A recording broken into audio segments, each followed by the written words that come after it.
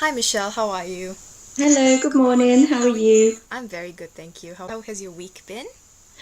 Busy? Well, yesterday was a really exciting day because I went down to Essex Uh-huh. yesterday to work with another fantastic social enterprise, HubSpoke Harlow, Mm-hmm. and they're expanding. So I went down to meet the team and find out more about their business and what they're doing and make lots of great plans for the future.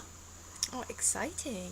Mm. And as you know, this week we're talking about business plans. Share your experience in writing up your business plan. Okay, well, the first business plan I ever wrote was about 5 years ago, and and it was epic. It was about 70 or 80 pages long.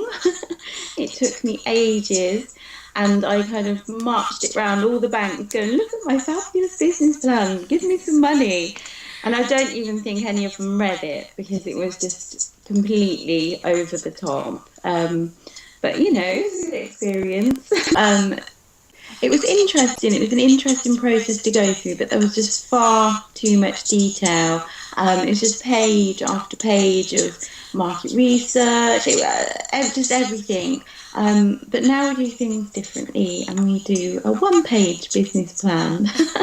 It's a big page, but it's still one page. And I use a couple of different variations of this depending on who I'm working with.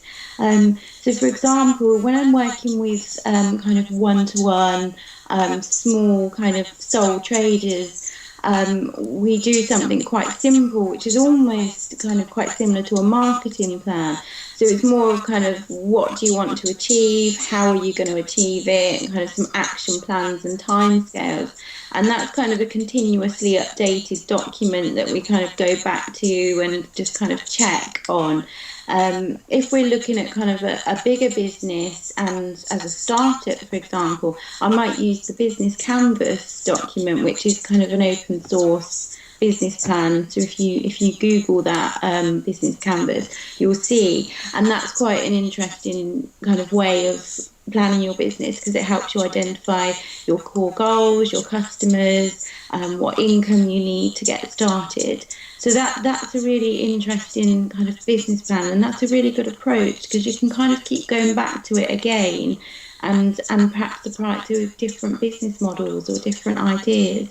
And it's just nice because you can just hold it up and it's all there on kind of one piece of paper. And yeah, it's interesting. And then I just have another version which we might do for kind of more ongoing businesses where they might have been going for a while, and so it's more of an evaluation to start with of how things have gone, and then it's kind of business planning for the future. So you're kind of using the business plan to develop a 3 or 5 year strategy, and really going forward, and sitting alongside that some really kind of tangible kind of outcomes and outputs and kind of action plans and what you're going to do and when you're going to do it by. So you can always kind of measure yourself against it. So that's how we do things. Yeah. So would you say that your first business plan, I mean, you said it was really long. So would you say that taught you a lesson to um and gave you the experience on how to mold and condense your future business plans? Definitely, I would. The process of going through the original business plan was very interesting. It was actually one that was provided by one of the banks. So they obviously wanted quite a lot of detail, but actually it was really interesting because the things that are in there when you were new are things that you wouldn't think of. I think one of the things that a lot of new businesses do is they think they've got this amazing idea, and why wouldn't anyone else kind of think that this was amazing too? And actually going through the process of the business plan, the original business plan, where you have to do a little bit of market research, you have to kind of test the market. Do people really want this? And actually, a couple of the ideas that I had in my original business plan, when I did do some kind of market research, people were like, no, no, no, you don't, people don't need that. but I kind of overrode that piece of market research and did it anyway, like you do. And actually, those bits perhaps didn't work out as I originally intended.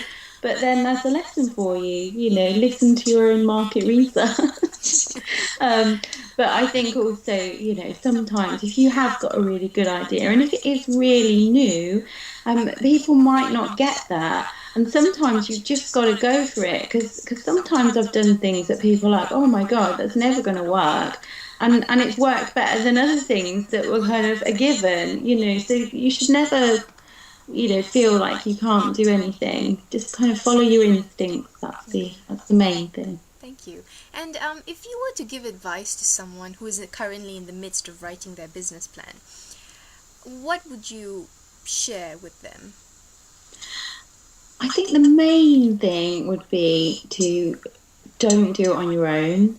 Do it with other people, even if it's just colleagues. If possible, get someone to look at it who's completely away from it, who hasn't got a vested interest. Someone who can give someone who can kind of give an outsider's opinion of it. An objective opinion of it, should I say? That would be probably the best piece of advice I can give. Yeah, thank you. I think that will be very helpful for our viewers. Anyway, that's all for today. Thank you very much for joining us, and see you next week. Okay, see you next week. All right, bye. Bye.